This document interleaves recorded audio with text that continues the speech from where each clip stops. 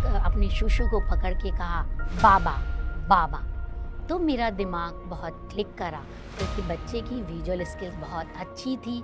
तो मैंने पूरी स्टोरी के माध्यम से पिक्चर बनाई कि आपके जेनिटल्स को कौन टच करता है। अगर बच्चा इरिटेट हो रहा है तो हर parent most of the time ये सोचता है कि कोई बिहेवियर इश्यूज़ होगा या कोई सेंसरी इश्यूज़ होगा।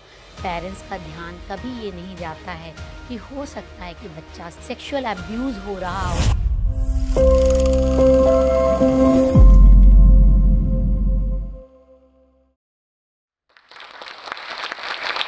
Hello everyone, my self doctor Priyanka Singh, director of creative mind Lucknow. मैं लास्ट 16 वर्षों से रिहैबिलिटेशन फील्ड में काम कर रही हूँ। मैं अपने 3 सेंटर लखनऊ शहर में और एक गोरखपुर सेंटर शहर में रन कर रही हूँ।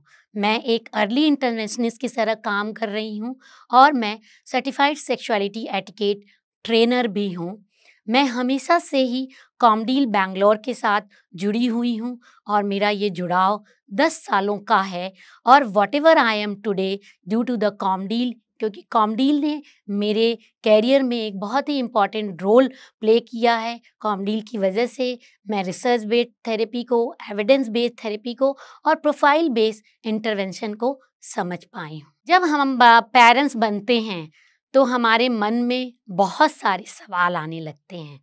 हमारे बच्चे की डिलीवरी कहाँ पे होगी? डिलीवरी हो गई है, हमारे बच्चे का वैक्सीनेशन कहाँ पे होगा? कौन से बड़े डॉक्टर के साथ हमें अपनी वैक्सीनेशन कराने हैं? बच्चे को छोटा-सा भी जुकाम हो जाता है तो हम डॉक्टरों के चक्कर लगाने लगते हैं। एज़ अ पेरेंट्स हम बच्चे की फिज़िकल माइलस्टोन पे इतना ज़्यादा इम्पोर्टेंट देते हैं इन द सेम वे, क्योंकि स्पेक्ट्रम की समस्या डे बाय डे बढ़ती ही जा रही है। अब समय आ गया है कि पेरेंट्स जो है बच्चे के सोशल और कम्युनिकेशन माइलस्टोन पे भी ध्यान दें, क्योंकि आजकल इंटरनेट पे बहुत सारे टूल्स अवेलेबल हैं। जिस टूल्स को एडमिनिस्ट्रेशन करके आप जो है अपने बच्चे के सोशल और कम्युनिकेशन माइलस्टोन के बारे में जान सकते हैं। मैं बहुत प्राउड फील कर रही हूँ कि मुझे जोश टॉक ने अपने मंच पर बुलाया है और मैं यहाँ आके अपने आपके पेरेंट्स की क्वेरी को सॉल्व करने की कोशिश करूँगी। आपकी बच्ची की पीरियड शुरू हो गए हैं और आपको समझाना मुश्किल हो रहा है। वैसे जो जनरल गाइडेंस ये कहता है कि बच्चियों को पीरियड्स आने के पहले ही ट्रेनिंग शुरू कर देनी चाहिए। लेकिन अब क्योंकि आपकी बच्ची के पीरियड्स आ गए हैं, तो आप सबसे पहला स्टेप तो बच्ची को रोल मॉडलिंग के थ्रू सिखाइए कि पीरियड्स आना एक नेचुरल वे है। हर महिलाओं को पीरियड्स आते हैं। उसको कैलेंडर का कॉन्सेप्ट दीजिए और अपनी पीरियड्स की मॉडलिंग उसके सामने करिए कि मम्मा को भी हर महीने इस तारीख को पीरियड्स आते हैं। उसके साथ-साथ ही हमारे पास ये एक बुक है जो मेंस्ट्रुअल साइकिल्स की है और ये जो बुक है ये सुविधा मैनुअल्स के द्वारा ली गई है। मैं सर्टिफाइड सेक्सुअलिटी एटिकेट ट्रेनर हूँ, तो हमारे पास ये बुक्स हैं। आप चाहें तो इस तरह की बुक्स बना सकती हैं कि बेटा अब आप बड़ी हो रही हैं और अब आपकी बॉडी के जो हैं काफ़ी चेंजेस हो रहे हैं। हाँ, जैसे माँ आपको बड़े होके माँ जैसा दिखना है, आपका जो है ब्रेस्ट इनलार्ज हो रहा है और महीने की पर्टिकुलर तारीख को जो है आपके जो प्राइवेट पार्ट से थोड़े ब्लड्स निकलेंगे और उस ब्लड्स को रोकने के लिए कि ताकि आपके कपड़े ना खराब हों, तो हम इस तरह के पैड यूज़ करते हैं। और उसके बाद इस पूरी प्रक्रिया को इस बुक में बहुत अच्छे से समझाया गया है। हम जानते हैं कि चिल्ड्रन विद ऑटिज़्म जो हैं वो विजुअल लर्नर होते हैं, तो इस तरह की विजुअल लर्निंग की किट के माध्यम से आप अपने बच्चे को सिखा सकते हैं कि एक नेचुरल प्रोसेस है, प्रकृति का नियम है कि हर माँ को, हर लड़की को पीरियड्स होते हैं।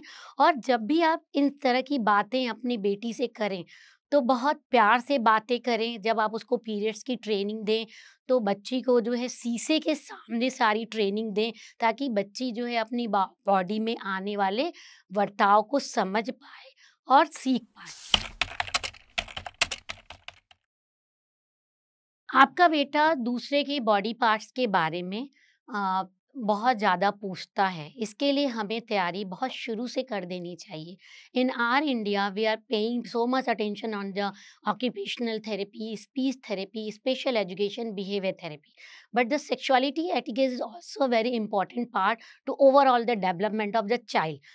तो हमारे पास इस तरह के पपेट हैं। दिस पपेट में हमें सबसे पहले बच्चे को उसके ओपन और क्लोज बॉडी पार्ट्स के बारे में बताना चाहिए कि बेटा ये जो है आपका ओपन बॉडी पार्ट्स है और ये जो सारे पार्ट जो कवर्ड हैं ये क्लोज बॉडी पार्ट हैं। ये बॉडी पार्ट जो हैं बहुत ही प्राइवेट होते हैं और इन प्राइवेट पार्ट्स को केवल आपके सेफ एडल्ट जैसे कि आपके मम्मी और पापा ही टच कर सकते हैं। तो हम कभी भी इन प्राइवेट पार्ट्स को हम सिर्फ अपने बाथरूम में या क्लोज बेडरूम में ही टच कर सकते हैं और किसी दूसरे के बॉडी पार्ट्स के बारे में हम बात नहीं कर सकते हैं। अगर आपको बात करनी है तो आप अपने मम्मी और पापा के बॉडी पार्ट्स से बात कर सकते हैं। ये ओपन और क्लोज बॉडी पार्ट्स का जो कॉन्सेप्ट है बच्चे के स्पेशल एजुकेशन प्लान में बहुत शुरू से ही ऐड हो जाना चाहिए। जब बच्चे का पीएलएस सेट हो जाता है, जब बच्चे की सिटिंग आ जाती है, कॉम्प्लायंस आ जाते हैं, बच्चा जो है पिक्चर कॉम्प्रिहेंशन को समझने लगता है, तभी से आपको बच्चे के ये क्लोज और ओपन बॉडी पार्ट्स का कॉन्सेप्ट देना शुरू कर देना चाहिए। हमारे स्पेक्ट्रम के बच्चों को हेल्दी बाउंड्रीज का कॉन्सेप्ट और कंसेंट सिखाने के लिए हमें एक लंबी प्रक्रिया से गुजरना पड़ता है। जैसा कि हम जानते हैं कि हमारे बच्चे जो होते हैं वो विजुअल लर्नर होते हैं, लेकिन वो अपने आप को अपने सेल्फ को आइडेंटिफाई नहीं कर पाते हैं। पहले हेल्दी बाउंड्रीज का कॉन्सेप्ट सिखाने के लिए हमें उनके लिए एक मी बुक बनानी चाहिए, जिस मी बुक में उनके बारे में पूरी जानकारी हो कि ये आप हैं, ये आपके पाम हैं, ये आपके फैमिली मेंबर्स हैं, ये आपके फ्रेंड हैं, आपकी क्या-क्या क्वालिटीज़ है। हो आप बहुत अच्छी सिंगिंग करते हैं, बहुत अच्छी ड्राइंग करते हैं, बहुत अच्छी पेंटिंग करते हैं, आप बहुत इंटेलिजेंट हैं क्योंकि आप मैथ के सम भी लगा सकते हैं। आपको खाने में क्या-क्या पसंद है, तो वो बच्चे की फ़ोटो यहाँ पे होनी चाहिए और एजुकेटर और मदर उसको समझाए कि आपको खाने में क्या-क्या पसंद है। कौन-कौन सी ऐसी जगह हैं जो आपके बच्चे को और उसे घूमने में पसंद है। उसके साथ-साथ ही ये जो सबसे इम्पोर्टेंट फ़ेज़ है, जिस फ़ेज़ में हम बच्चे के सेफ़ एडल्ट के बारे में फ़ोटो लगाएँगे कि बच्चे के सेफ़ एडल्ट कौन हैं। उसके मम्मी-पापा या घर में उसके ग्रैंड पेरेंट्स रहते हैं, तो उसके दादी-दादा उसके सेफ़ एडल्ट हैं और स्कूल में उसकी टीचर उसकी सेफ़ एडल्ट है। हमें पिक्चर के माध्यम से ये बताना है कि सेफ़ एडल्ट सिर्फ़ वही हैं जो आपकी केयर टेकर करते हैं, जो आपके मम्मी-पापा और आपकी दादी। इसके अलावा जो अनसेफ एडल्ट हैं उनके साथ आपको एक बाउंड्रीज बना के रखनी है। जब हमने बच्चे की मी बुक बना के बच्चे के मन में उसके सेफ एडल्ट का कॉन्सेप्ट डेवलप कर दिया, उसके साथ ही हमें बच्चे के क्लोथिंग रूल पे काम करना है। क्लोथिंग रूम में बच्चे को इस तरह के पिक्चर प्रेजेंटेशन आप बना सकते हैं कि मैं बॉय हूँ, कौन-कौन सी ऐसी क्लोज़ स्पेसेस है या प्राइवेट स्पेसेस है, जहाँ पे हम अपने कपड़े बदल सकते हैं। जैसे कि हमारा बाथरूम, अगर हमारे बेडरूम में कोई अगर मेरी बहन है, तब भी हम वहाँ पे अपने कपड़े नहीं बदल सकते हैं। हम रिक्वेस्ट करके अपनी बहन से कहेंगे कि आप बाहर जाइए और हमें अपने कपड़े चेंज करने हैं। ये हमारा पार्क है, ये हमारा लिविंग रूम है, ये हमारी पब्लिक प्लेसेस हैं। तो इस तरह के पिक्टोरियल प्रेज़ेंटेशन के साथ हम बच्चे को पब्लिक और प्राइवेट प्लेसेस का कॉन्सेप्ट देंगे कि यहाँ पे जैसे ये मॉल है, ये आपका पब्लिक प्लेस है, ये मार्केट है, ये आपका पब्लिक प्लेस है, ये प्लेग्राउंड है, ये आपका पब्लिक प्लेस है, लेकिन ये बाथरूम है, ये आपका प्राइवेट प्लेस है। अगर इस बाथरूम में आपके अलावा सिर्फ़ आपके सेफ एडल्ट ही जा सकते हैं, अगर आपको नहलाना है या आपकी क्लीनिंग में किसी तरह की मदद करनी है, कोई भी अनसेफ एडल्ट नहीं जा सकता है। और यकीन मानिए इस तरह की पूरी प्रक्रिया से गुज़रने से बच्चे 100% जो हैं उन्हें बॉडी का कॉन्सेप्ट जो है सेफ बॉडी का कॉन्सेप्ट, सेफ एडल्ट का कॉन्सेप्ट भी आ जाता है। इसके साथ-साथ ही हम अपने सेशंस में स्पेशली फीमेल्स के साथ ये सिखाते हैं कि आपको सेफ एडल्ट के अलावा कोई भी आपको टच नहीं कर सकता है। मैं लास्ट 2 ईयर्स से अपने बच्चों की सेक्सुअलिटी एटिकेट की क्लासेस ले रही हूँ। मेरे सेंटर पे हमारी 2 बच्चियाँ हैं, जिनको ये कॉन्सेप्ट बहुत अच्छे से समझ में आ गया है कि हमारी बॉडी को हमारी मम्मी और हमारी नानी के अलावा कोई भी टच नहीं कर सकता है। आपको इस तरह के सिस्टमैटिक प्रोसेस के साथ गुज़रना होगा और मैं वो सारे पेरेंट्स से भी रिक्वेस्ट करना चाहूँगी कि जिनके बच्चे 4 या 5 साल के हैं, उन्हें अभी से बच्चों की सेक्सुअलिटी एटिकेट की ट्रेनिंग शुरू कर देनी चाहिए। सेक्सुअलिटी एटिकेट क्या है, इसके बारे में मैंने क्रिएटिव माइंड के यूट्यूब चैनल पे बहुत डिटेल में बताया है। उसमें मैंने पूरे प्रोसेस बताए हैं कि सेक्सुअलिटी एटिकेट क्या है और ये कैसे सेक्स एजुकेशन से अलग है। बच्चों को सेक्सुअलिटी एटिकेट का कॉन्सेप्ट देने के लिए हम इस तरह की पजल्स का भी उपयोग कर सकते हैं।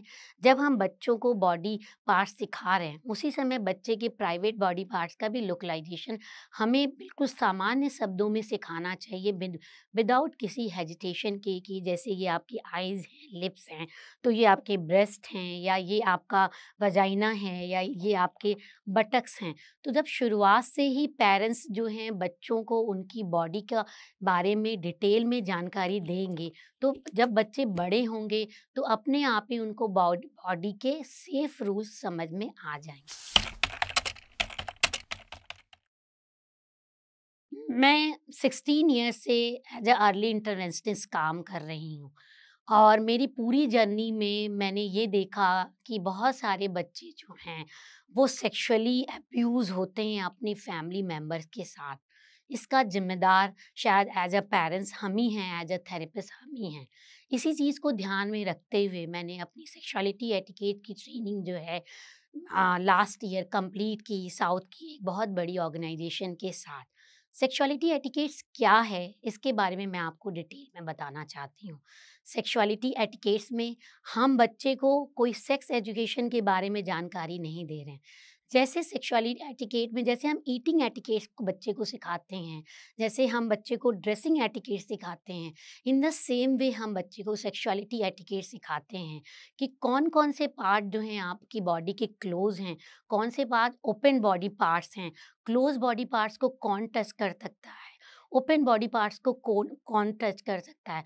क्लोथिंग रूल हम अपने बच्चे को सिखाते हैं कि आपको कपड़े कहाँ पहनने चाहिए, आपको कपड़े अपने सेफ एडल्ट के साथ पहनने चाहिए। जब आप कपड़े बदल रहे हैं, तो रूम के दरवाजे और खिड़कियाँ बंद होनी चाहिए या बाथरूम में आप कपड़े बदलें।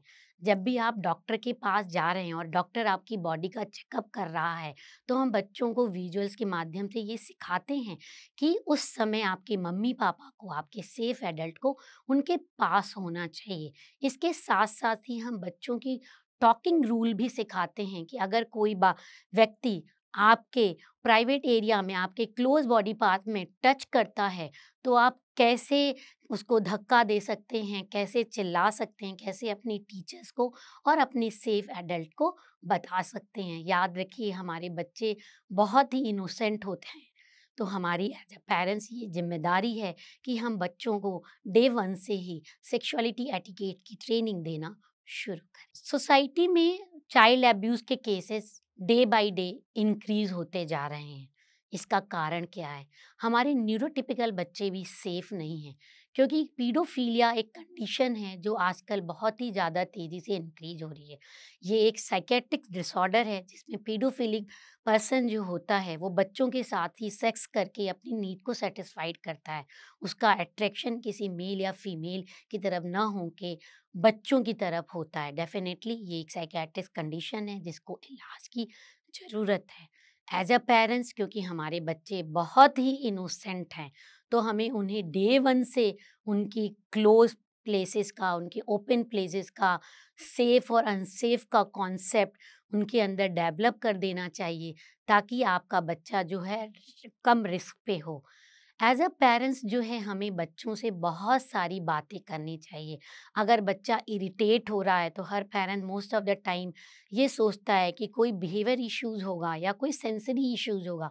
पेरेंट्स का ध्यान कभी ये नहीं जाता है कि हो सकता है कि बच्चा सेक्सुअल अब्यूज़ हो रहा हो, इस वजह से वो अपनी बातों को नहीं कह पा रहा है। मैं अपने जीवन का एक बहुत ही बुरा एक्सपीरियंस आपके साथ शेयर करना चाहूँगी। हमारी मेरी लाइफ में एक 6 साल का बच्चा था, जो हर समय बाथरूम में जाने से बहुत ही डरता था, बार-बार डरता था। हमने बहुत सारी बिहेवियर मैनेजमेंट की स्ट्रैटेजी लगाई, इंसिडेंट बिहेवियर और कॉन्सिक्वेंसेस पे बात करने की कोशिश की, लेकिन हमें समझ में नहीं आ रहा था कि बच्चे का इतना डर बाथरूम के साथ क्यों है। बच्चा केवल 1 वर्ड बोलता था। एक दिन वो मेड के साथ सुसु नहीं जा रहा था, तो मैंने उसको शुशु ले जाने की कोशिश की। जैसे ही मैंने उसका पैंट उतारा, वैसे ही उसने अपने शुशु को पकड़ के कहा, "बाबा, बाबा।" तो मेरा दिमाग बहुत क्लिक करा, क्योंकि बच्चे की विजुअल स्किल्स बहुत अच्छी थी। तो मैंने पूरी स्टोरी के माध्यम से पिक्चर बनाई कि आपके जेनिटल्स को कौन टच करता है, मम्मी, पापा या दादाजी। उसने तुरंत फ़ोटो पे पॉइंट किया, बाबा। उस दिन से मुझे खुद को बहुत दुःख हुआ कि इतना इनोसेंट सा बच्चा, इतनी कम एज में इतना पेन झेल रहा है। तो विजुअल्स के माध्यम से हम बच्चे की एंजाइटी के कारण को समझ पा रहे हैं। अगर हमारा बच्चा इरिटेटेड रहता है, उदास रहता है, तो डेफ़िनेटली अपने साइकोलॉजिस्ट से कॉन्टैक्ट करिए, उसका डिटेल बिहेवियर थेरेपी इवैल्यूएशन कराइए और उस बिहेवियर थेरेपी इवैल्यूएशन में इस कॉन्सेप्ट को भी जानना ना भूलिए कि हो सकता है कि आपका बच्चा कहीं न कहीं किसी के द्वारा सेक्सुअली अब्यूज़ हो रहा है, क्योंकि उसके पास शब्द नहीं है, वो अपने आप को प्रॉपर्ली एप्रोप्रिएट एक्सप्रेस नहीं कर पा रहा है। और इसके चांसेस तो सभी कम हो जाएँगे अगर आप डे 1 से बच्चे में मीक बुक का कॉन्सेप्ट दे देंगे, सेफ एंड अनसेफ एडल्ट का कॉन्सेप्ट दे देंगे, क्लोज़ और ओपन बॉडी पार्ट का कॉन्सेप्ट दे देंगे और क्लोज़ और ओपन प्लेसेस का कॉन्सेप्ट दे देंगे। आपकी बेटी स्ट्रेंजर को हग कर लेती है, तो इसके लिए हमें एक कॉम्प्रिहेंसिव असेसमेंट की ज़रूरत होगी। हम अपने सेंटर पे कॉमडी अर्ली इंटरवेंशन का प्रोटोकॉल फ़ॉलो करते हैं। तो एक कॉम्प्रिहेंसिव असेसमेंट करते हैं, ऑक्यूपेशनल थेरेपी का असेसमेंट करेंगे कि क्या उस बच्ची को कोई प्रेशर सीकिंग बिहेवियर तो नहीं है। उसके साथ-साथ ही हम बिहेवियर थेरेपी का भी असेसमेंट करेंगे कि क्या उस बच्चे को क्लोज़ बाउंड्रीज़ की नॉलेज है कि नहीं है, और स्पीच थेरेपी का असेसमेंट भी करेंगे कि उस बच्ची को इतनी समझ है कि अगर हम उसको ये समझाएँ कि आपको किसी क्लोज़ व्यक्ति को समझना है, तो वो समझ पा रही है कि नहीं समझ पा रही है। In our centre we are follow the ComDEALL protocol in a intensive manner, क्योंकि कॉमडील जो है वो अपने आप में ही बहुत ही इंटेंसिव असेसमेंट करता है। इसके ओवरऑल इसके सर के बाल के लेके पैर के नाखून तक हर एरिया में असेसमेंट करना होता है। अगर हमारे पास कोई भी प्रॉब्लम लेके पेरेंट्स आता है तो हम उसके ओवरऑल असेसमेंट करते हैं। सबसे पहले हम उसका पीएलएस का असेसमेंट करते हैं कि बच्चे का पीएलएस सेटल्ड है कि नहीं, मतलब में सिटिंग बिहेवियर है, सस्टेन अटेंशन है कि नहीं, कंप्लायंस है कि नहीं है। उसका इंटेंसिव सेंसरी प्रोफाइल असेसमेंट करते हैं, उसके ग्रॉस मोटर, फाइन मोटर, उसकी एडियल एक्टिविटीज़, उसकी रिसेप्टिव लैंग्वेज, उसकी कॉग्निटिव लैंग्वेज, उसकी सोशल और इमोशनल लैंग्वेज का असेसमेंट करते हैं कि कॉग्निटिव लेवल पे बच्चा क्या समझ पा रहा है कि हमें दूसरों को हग करना चाहिए कि नहीं, और उसके साथ-साथ ही बिहेवियर थेरेपी का असेसमेंट करते हैं।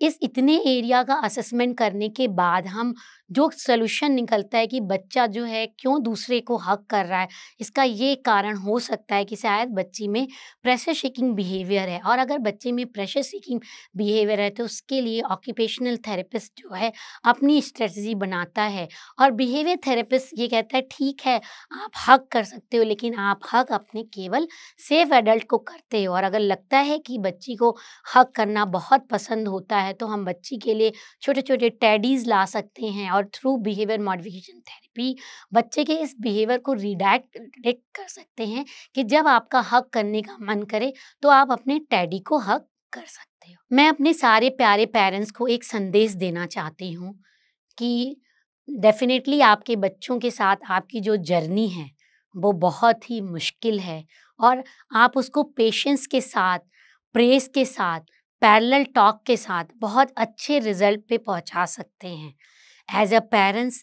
सबसे ज़्यादा ज़रूरी है आपको अपने बच्चे को समझना। जितना आप अपने बच्चे को समझेंगे उतना ही ज़्यादा आप अपने बच्चे के करीब आ पाएंगे और यहीं से एक नई शुरुआत होगी बच्चे के ओवरऑल डेवलपमेंट की। मेरा एक मैसेज अपने रिहैबिलिटेशन फील्ड के प्रोफेशनल्स के लिए भी है। We all are a rehabilitation professional and we are dealing biggest weakness of human being.